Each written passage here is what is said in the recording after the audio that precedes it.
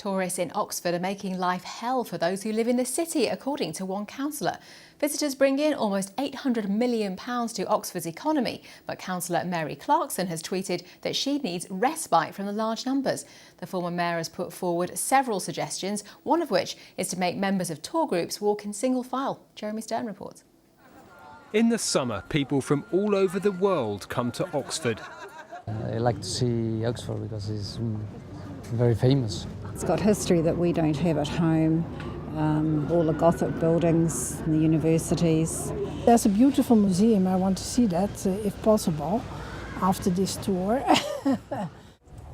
And there are plenty of tours to choose from. For some people who live here, that's part of the problem.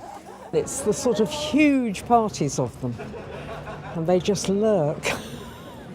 I think it's marvellous. I think it's a good thing for the city. It's a nightmare, so if the slightest thing goes wrong, there's so much traffic in Oxford and they all try and park in the streets they can't park at.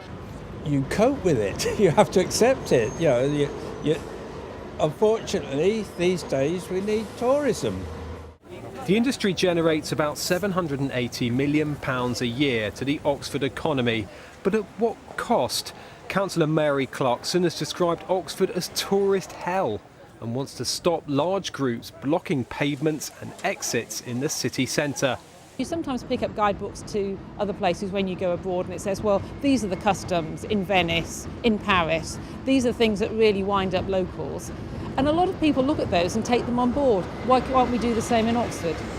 Mrs Clarkson also says too many coaches gather in the St Giles area.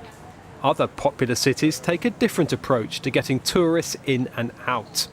If you go to Cambridge, you park quite away from the city centre and people have to walk in. Therefore, they don't tend to go around in the same kind of big groups, which can block off the streets. It's improved very much in the 20 years I've been in Oxford, just because of the pedestrianisation of Cornmarket Street or of Queen Street.